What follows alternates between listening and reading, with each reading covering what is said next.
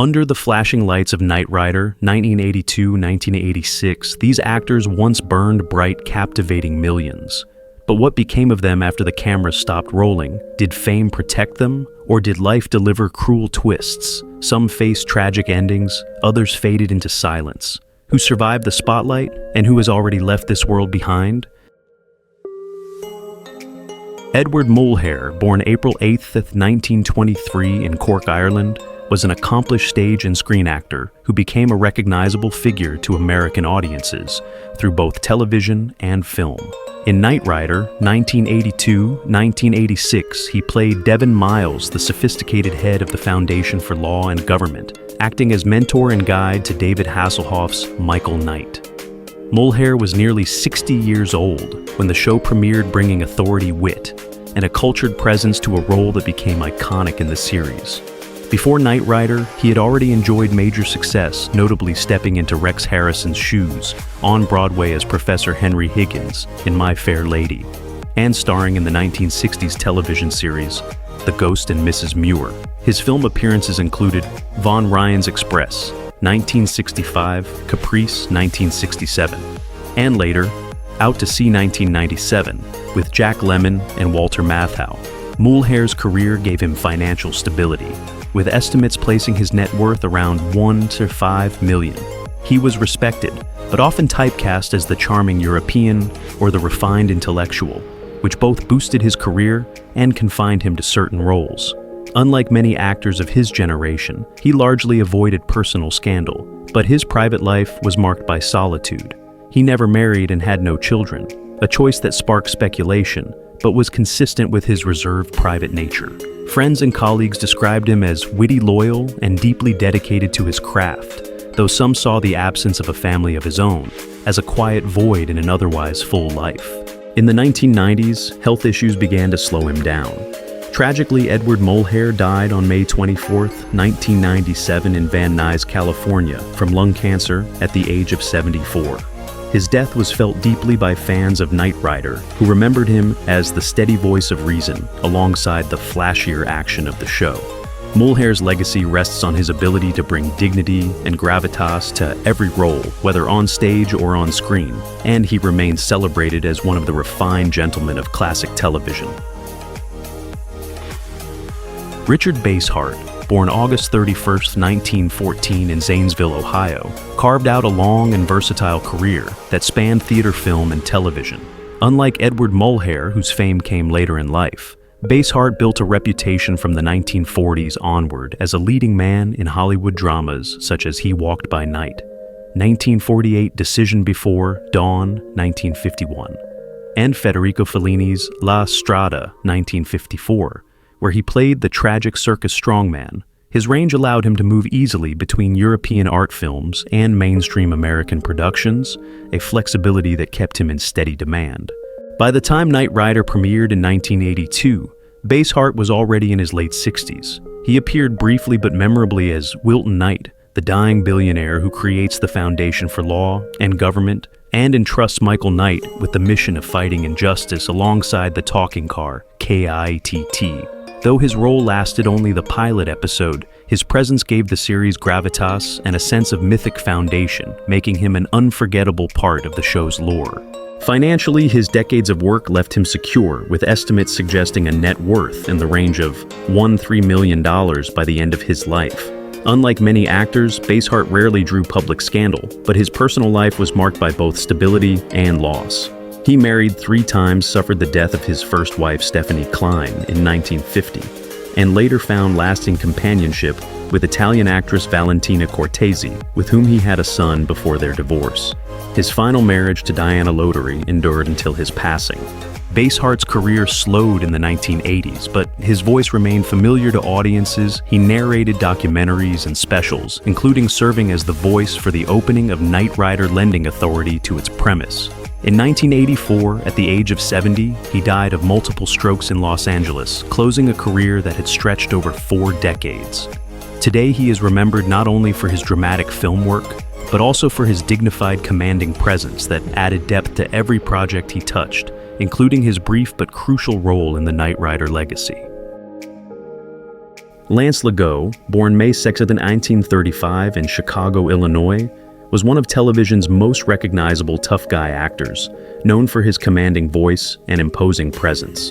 By the time Knight Rider aired in the early 1980s, Legault was already an established character actor. He appeared in the series as Colonel Kincaid, bringing his trademark intensity to the role and adding a militaristic edge that made him stand out even in limited screen time.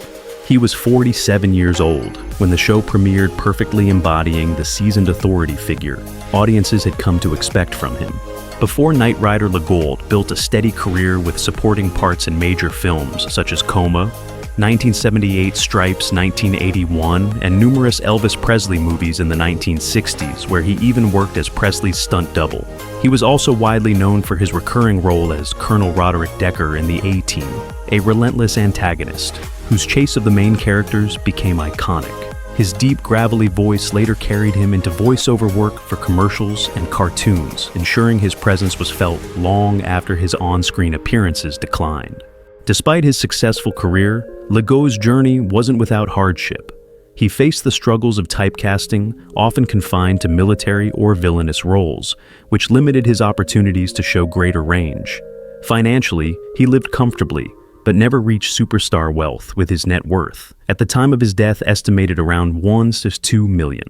His private life was relatively stable compared to many of his contemporaries. He married Teresa Legault and had 4 children, maintaining a family life away from Hollywood scandal. In his later years, Legault lived quietly in Los Angeles, occasionally making guest appearances on television, but mostly enjoying family life. Sadly, he passed away on September 10, 2012 at the age of 77 from heart failure. His death marked the loss of a character actor whose sheer voice and presence left a lasting mark on television in the 1980s. Though not a leading man, Lance Legault remains remembered as the archetypal military antagonist, and for his small but impactful role in the Knight Rider universe. George Murdoch, born June 25, 1930 in Salina, Kansas, was a prolific character actor whose face became instantly recognizable on television throughout the 1970s and 1980s. In Knight Rider 1982-1986, he guest starred in memorable roles that showcased his ability to bring authority, menace, or intrigue to even short appearances. When the show premiered, Murdoch was already in his early 50s, seasoned and confident in the kind of stern, no-nonsense characters he often portrayed. His presence added depth to the episodic stories, reinforcing the show's mix of action and drama. Murdoch's career spanned decades, with standout roles in Barney Miller as Lieutenant Scanlon, Battlestar Galactica, 1978, as Dr. Salak in Star Trek V, The Final Frontier, 1989, where he played God in one of the franchise's most memorable twists. His talent lay not in being a leading man, but in his versatility. He could play corrupt officials, quirky scientists, or intimidating villains, giving him a steady stream of work across television and film. This reliability earned him respect in Hollywood, though it also meant he was sometimes overlooked for marquee roles. Financially, Murdoch lived comfortably but modestly by Hollywood standards, with his net worth estimated between $1 and $2 million. His personal life remained largely private, away from scandal, though like many character actors, he faced the frustrations of typecasting and the uncertainty of always chasing the next role. He never reached superstar fame, which could be seen as both a blessing and a limitation. He was free from the tabloid spotlight, but also never celebrated at the level his body of work might have deserved. In his later years, Murdoch continued acting steadily, appearing in series like The X-Files, where he portrayed the enigmatic elder in The Syndicate, cementing his legacy with younger audiences. He passed away on April 30th, 2012 at the age of 81 in Burbank, California, due to cancer. At the time of his death, he left behind a reputation as one of television's most reliable character actors, a man who may never have been the star, but whose performances elevated every project he touched. His role in Knight Rider remains part of that legacy, a reminder of how essential character actors are in shaping iconic shows. Jack Starrett, born November 2nd, 1936 in Refugio, Texas, built a reputation as one of Hollywood's most rugged supporting actors and directors. Rather than being remembered for suave or polished roles, he thrived in gritty, tough guy parts that reflected his raw energy. In Knight Rider during the early 1980s, he made appearances that leaned into this persona, usually as hardened criminals or menacing figures who challenged Michael Knight. At that point, he was in his mid-40s, already a veteran of action cinema and television. His career took off in the late 1960s and 1970s with films like The Losers, 1970, Cleopatra Jones, 1973, and Race with the Devil, 1975, where he cemented himself as a reliable figure in exploitation and action films. He also gained cult recognition for playing the cruel Deputy Galt in First Blood, 1982, opposite Sylvester Stallone.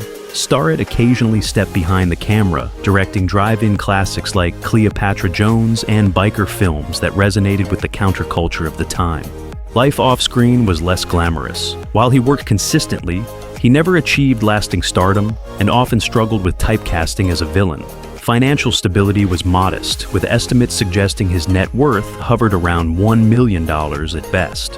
Behind the scenes, he faced health problems and personal challenges that curtailed his career in his later years. His marriage to Valerie Starrett did not escape difficulties, and like many in Hollywood's grind, his personal relationships bore the weight of his demanding lifestyle.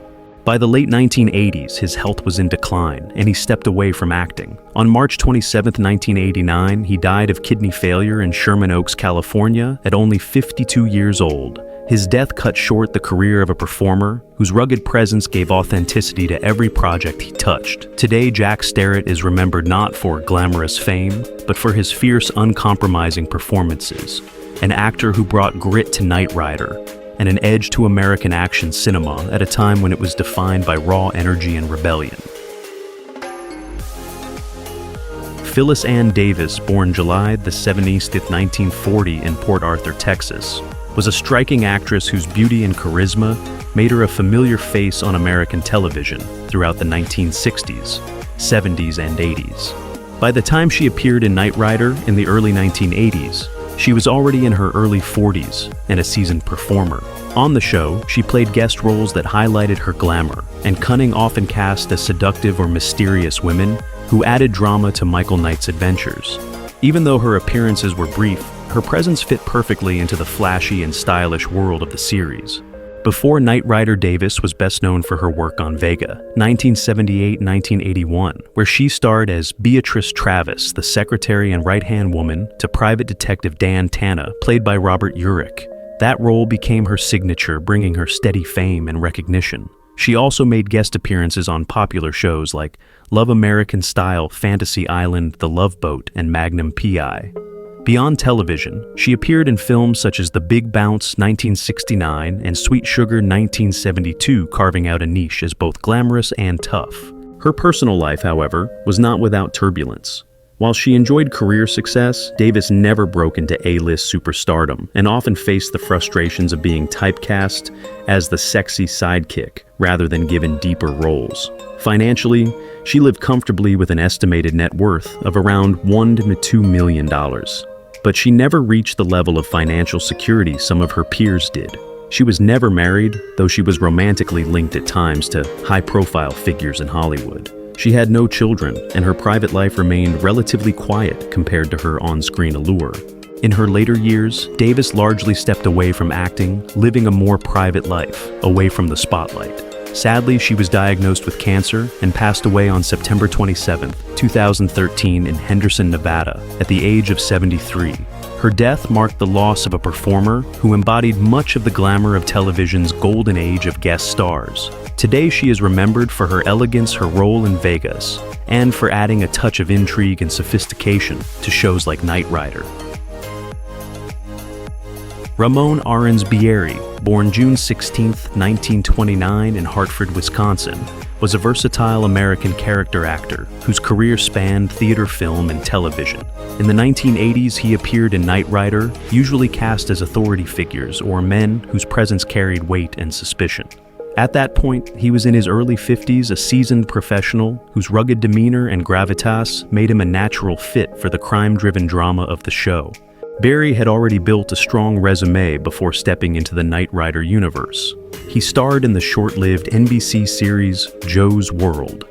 1979 to 1980 appeared in films like Badlands 1973 and The Andromeda Strain 1971, and became a familiar face through guest roles in series such as The Rockford Files, Barnaby Jones, Quincy M.E., and later Murder, She Wrote. His talent lay in his ability to shift easily from sympathetic everyman to corrupt official, which kept him consistently employed, even if he never reached household name status. Off-screen, Barry led a quieter life, avoiding the Hollywood scandals that defined many of his contemporaries. While his career gave him financial stability, his net worth remained modest by industry standards, likely in the $1 to $2 million range at its peak. He did not have the glamour of a leading man, and his professional life was sometimes marked by the frustrations of being typecast, but his work ethic and skill made him a respected figure among peers. His personal life was kept private with little publicity about his relationships, marriage, or children, which left much of that side of his story unknown to the public. Tragically, Barry's life was cut short.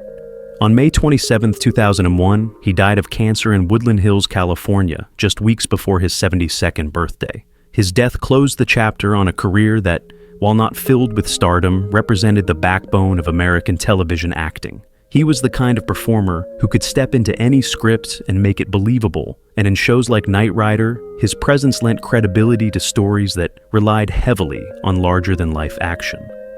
Ramon Bieri remains remembered as one of those essential character actors who without fanfare left a lasting impression on audiences.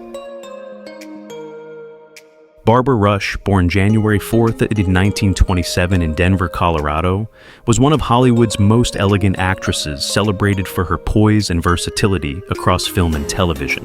By the time she appeared in Knight Rider during the 1980s, she was already in her mid-50s and a veteran performer. On the series, she played refined and complex women, her presence lending sophistication to a show often fueled by fast cars and action. Her career began in the early 1950s when she signed with Paramount Pictures.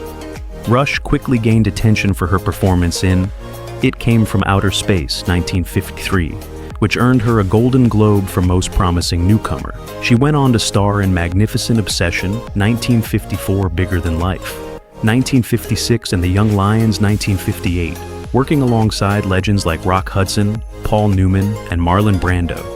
In the 1960s and 70s, she transitioned seamlessly into television with recurring roles in Peyton Place, All My Children, and numerous guest appearances on series like The Love Boat and Fantasy Island. Rush's personal life had its share of turbulence. She was married 3 times first to actor Jeffrey Hunter, with whom she had a son, then to publicist Warren Cowan, and later to sculptor Jim Gruzowski. None of her marriages lasted a reminder of how difficult stability could be in the Hollywood lifestyle. Despite these setbacks, she remained admired for handling her private struggles with dignity. Financially, her long career gave her security with estimates of her net worth in the range of $3.5 million. She also invested in real estate, living in California in comfortable, stylish homes that reflected her classic taste. Unlike many of her contemporaries, Rush enjoyed a long life. She remained active into her later years, attending film festivals and retrospectives celebrating her work. On March 31, 2023, she passed away peacefully at the age of 96. Her death marked the end of a remarkable era, closing the story of an actress who embodied grace both on and off screen. Barbara Rush is remembered not only for her beauty and elegance, but also for her ability to shift from sci-fi ingenue to dramatic powerhouse, leaving behind a career that still resonates with classic film fans and Knight Rider enthusiasts alike. Joe LaDue, born November 16, 1936 in St. Louis, Missouri, was a television and film actor who carved out a career playing small but memorable roles across popular shows. In Knight Rider, 1982-1986, he appeared in guest roles that fit his persona as a tough, no-nonsense character, often adding tension or grit to the storyline. At the time, he was in his mid-40s, already a seasoned actor who had been working steadily in Hollywood. LaDue's career stretched through the 1970s and 80s, where he became a familiar face in series such as Dallas Columbo and Charlie's Angels. His sharp features and commanding presence made him ideal for playing shady businessmen, lawmen, or villains. Although he never achieved leading man status, he maintained a steady stream of work that earned him respect as a reliable character actor. He also appeared in films like Casino, 1995, directed by Martin Scorsese, where he played one of the mob associates, further proving his knack for slipping seamlessly into gritty, hard-edged roles. Off-screen, La Doué lived a private life far away from Hollywood scandal. While he avoided the controversies that derailed many of his contemporaries, his career was marked by the frustrations of typecasting, as he rarely got the chance to show broader range or land starring parts. Financially, his work brought stability, but not wealth. His net worth was modest, estimated around $1 million at most. Information about his marriages or children was kept private, reflecting his tendency to stay out of the spotlight when the cameras weren't rolling. Sadly, Joe Ledoux's life ended in hardship. He was diagnosed with cancer and died on August 4, 2014 in Los Angeles, California, at the age of 77. His death closed the chapter on a career that may not have been filled with fame, but was defined by consistency and craft. Today, he is remembered as one of those essential background actors whose small roles gave shows like Knight Rider their realism, and Edge a working actor who built his legacy not on stardom, but on dependability. James T. Callahan, born October 4, 1930 in Grand Rapids, Michigan, was one of those actors whose career stretched quietly but steadily across 4 decades. By the time he appeared in Knight Rider during the 1980s, he was in his early 50s, already carrying the weight of long experience in television and film. In the series, he stepped into guest roles that reflected his dependable screen image, often men of authority, professionals, or figures caught in the middle of Michael Knight's battles against corruption. His career, however, was never defined by just one project. Callahan built his resume with appearances in countless TV staples from Bonanza and MASH to Murder, She Wrote, and Charlie's Angels. Later, he became best recognized for his role as Walter Powell, the grandfather in Charles, in Charge 1987-1990, where his warmth and humor won him a new generation of fans. On the film side, he showed up in works like Lady Sings, The Blues 1972, and A Whale of a Tale 1976, balancing dramatic and comedic sensibilities. Behind the career was a man who faced both triumphs and battles.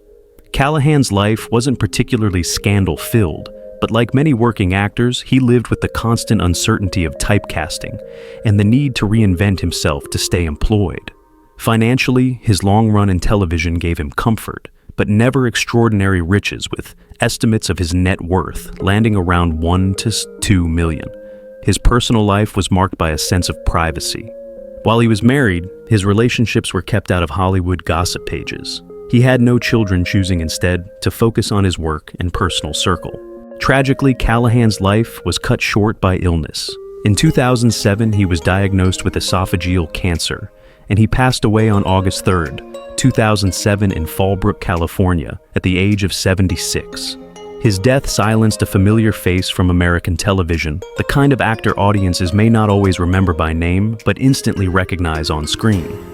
James T. Callahan left behind a body of work that spoke to consistency, resilience, and the quiet dignity of a career built on craft rather than headlines. Zakes Moke, born August 5, 1934 in Johannesburg, South Africa, was a powerful actor whose career carried both artistic triumph and personal struggle. By the time he appeared in Knight Rider in the 1980s, he was already in his late 40s, a performer known for his intensity and unique presence. On the series, he took on guest roles that leaned into his ability to play morally ambiguous or menacing figures, adding depth and unpredictability to the fast-paced action. Moke's career began in the world of theater, where he co-founded the anti-apartheid troupe with playwright Athol Fugard. Together, they staged politically charged plays in South Africa that defied segregation laws, making Moke not just an artist, but also a voice of resistance. This activism forced him into exile, and he eventually built a career in the United States. His breakout came with Master Harold and The Boys, 1982, which earned him a Tony Award for Best Featured Actor. On screen, he became known for scene-stealing turns in The Serpent and the Rainbow, 1988, A Rage in Harlem, 1991, and Outbreak, 1995. His personal life, however, carried hardships. The trauma of leaving his homeland and the weight of political exile never left him. Financially, Mulcahy worked consistently, but was never wealthy, with his net worth estimated around $1 to $2 million. His marriage to Madeline Catherine Porter had turbulence, though they remained together, raising a daughter. He battled health issues later in life, including strokes which slowed his career in the 2000s. Despite these struggles, Mulcahy's presence never dimmed. He became a respected acting teacher in Nevada, mentoring younger performers and sharing his hard-won experience. Sadly, he died on September 11, 2009 in Las Vegas at the age of 75 after complications from a stroke. His death closed the chapter on a career marked by courage, resilience, and artistry. Zakes Mulcahy is remembered not only as a guest star in shows like Knight Rider, but also as a man who transformed personal struggle and political resistance into unforgettable performances that still resonate today. John Crawford, born September 13, 1920 in Colfax, Washington, was one of those prolific character actors whose face audiences knew, even if they didn't always remember his name. By the time he appeared in Knight Rider during the 1980s, he was already in his early 60s with decades of experience behind him. On the show, he stepped into the kind of roles he excelled at: authority figures, judges, or officials whose decisions pushed Michael Knight into action. His presence gave weight to the storylines, grounding the flashy series with a touch of realism. Crawford's career stretched from the 1950s through the 1980s, amassing more than 200 credits. He played recurring roles in The Waltons as Sheriff Ep Bridges and appeared in series like Gunsmoke, The Rockford Files, Barnaby Jones, and Columbo. On the big screen, he made his mark in The Poseidon Adventure 1972, The Towering Inferno 1974, and Planet of the Apes. 1968 often cast as practical men facing extraordinary situations. His ability to disappear into a part made him indispensable, even if it kept him out of the spotlight reserved for leading men. Off-screen, Crawford's life remained relatively private. He avoided scandal and the pitfalls of Hollywood excess, instead focusing on steady work and family life. Financially, his long career gave him stability. Though his earnings were modest compared to stars, his net worth was estimated between $1 to $2 million. The challenges he faced were the familiar ones of a working actor typecasting, the grind of auditioning, and the constant need to prove himself in an industry that often overlooked character performers. In later years, his health began to decline, and he eventually retired from acting. John Crawford died on September 21, 2010 in Newbury Park, California, at the age of 90. The cause was a stroke which ended a long life and a remarkable career. Today he is remembered as one of television's essential background players, the kind of actor who gave shows like Knight Rider their believability. While he never sought stardom, his legacy lies in the quiet strength and authenticity he brought to every role. Don Galloway, born July 27, 1937 in Brooksville, Kentucky, was an American actor who became a familiar face on television throughout the 1960s, 70s, and 80s. In Knight Rider, 1982-1986, he appeared as a guest star during the run, already in his mid-40s, bringing his understated professional energy to the show. However, Galloway was best known for his defining role as Sergeant Ed Brown in the hit NBC crime drama Ironside 1967-1975, where he stood beside Raymond Burr's wheelchair-bound detective for 8 seasons. His career also included appearances in films such as The Rare Breed 1966 and Rough Night in Jericho 1967, as well as guest spots on Perry Mason, Marcus Welby, MD, and Columbo. Despite a steady acting career, he never reached leading man status, and his estimated net worth remained modest, likely between $500 and $1 million at the height of his career. Galloway's professional life was steady, but personally he faced turbulence. He went through 2 divorces before finding stability with his third wife, with whom he had children, though his family life often remained private. His career slowed in the 1980s as television roles became scarcer, and he eventually transitioned away from Hollywood, working in various fields, including briefly in law enforcement.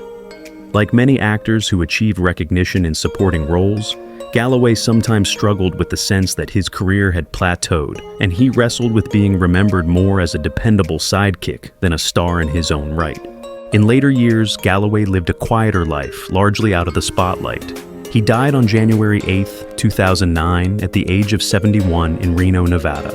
His death closed the chapter on a career built on reliability and professionalism, with Ironside remaining the crown jewel of his resume. While he may never have achieved superstar fame, Don Galloway left behind the legacy of a character actor who brought dignity and strength to every role he took, on ensuring his work lives on through classic television reruns that continue to introduce him to new audiences.